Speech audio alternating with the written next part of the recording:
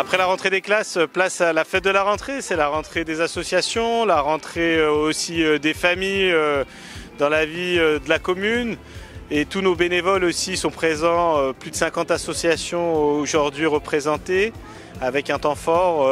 La Ravoir a officialisé aujourd'hui son entrée dans le cercle trop fermé malheureusement des villes ambassadrices du don d'organes. Alors effectivement, la Ravoir, on a la chance d'être une ville particulièrement très riche en termes d'animation de la vie associative dans bien des domaines. Et c'est lors de cette journée qu'on peut en découvrir la vivacité, effectivement être informé et puis passer aussi des moments conviviaux et de jeux, notamment pour les enfants.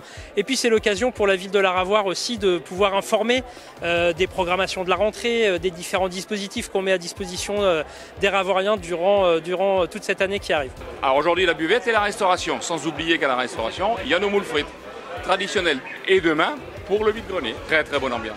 Très très bonne ambiance. Alors on propose des ateliers créatifs, on a des attrape-rêves mexicains et on fait aussi des petits bouchons en porte-clés. Voilà. On customise. Très bonne. Toujours. Avec les papillons de l'Orient, c'est toujours bon.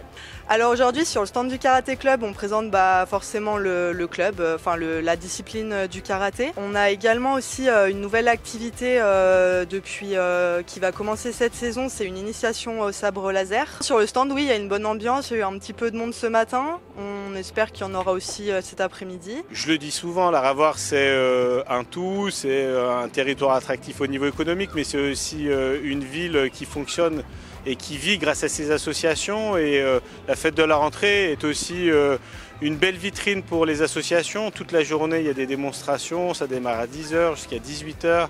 On a toujours du mal à faire le planning parce qu'on a toujours beaucoup de sollicitations.